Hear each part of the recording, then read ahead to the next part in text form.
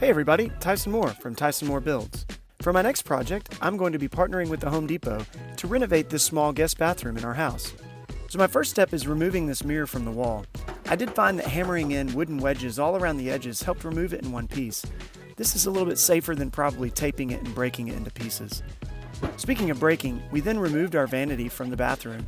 We're going to plan to shiplap this wall and also change out our floor, so this has got to go. Now while removing the vanity, I noticed that one of my shutoff valves was leaking and needed to be replaced. I hate to admit it, but I didn't even know what this was called. Let me tell you something really cool about the Home Depot app. If you're ever working with a product that you don't know the name, or you just simply want to find something fast, their image search within the app allows you to scan it, and then the product locator will show you exactly where it is in the store.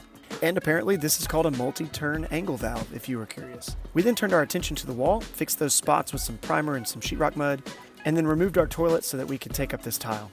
I started removing the tile with my rigid Mega Max, which is just a hefty multi-tool with a chisel on the end. Let me pause and tell you that I'd highly recommend some cut-resistant gloves when removing tile. I did end up putting on some work gloves, but even then, I yanked a piece of tile out from under the door trim and it went right through the glove and into my finger, so make sure those gloves are cut-resistant.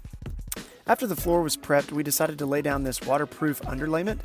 We simply rolled it out and taped the pieces together, and this is going to provide me a nice clean, smooth surface for laying down this floating flooring. Now laying down floating flooring is actually super easy, but the math might be a little complicated. Home Depot has these awesome project calculators on their website and in their app, which would allow you to quickly type in the dimensions of your room, or if you're using Shiplap as well, you could type in the dimensions of your wall, and it's going to calculate exactly how much you need to finish your project. Now like I said, installing this flooring is relatively easy. It'll cut with a saw if you have one, or even a utility knife if you don't.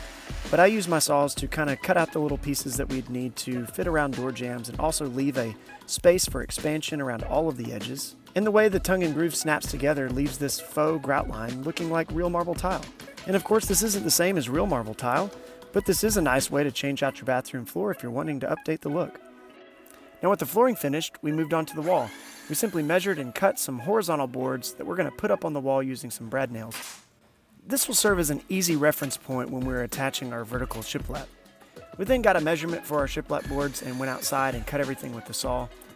We brought the boards back in and simply drove brad nails into the wall at the studs, checking level as we went. And we purposely didn't take the boards all the way to the floor since it's a floating floor. We just covered up that space with some floor trim. Next we moved on to installing this toilet. We could have put our old toilet back in with a new wax ring, but we decided to take the opportunity to simply replace it. And everything went together super easy. Although I will mention that this soft close lid is quite extreme in the speed of its closing. Let's just say I got a little bit distracted here. And after that was complete, we just moved on to replacing our light switch covers and also our light fixture. Of course, we turned off the power at the breaker box to all the outlets and light fixtures before changing any of them out. And I wish I had remembered to film it because it's a super easy process.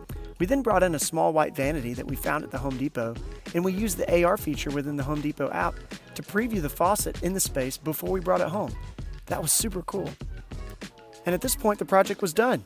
We added the mirror that came with the vanity, we brought in a plant, hung up a few small decorations, and that was it. If you've already forgotten, this is what our bathroom looked like at the beginning of the video, and this is what it looks like now.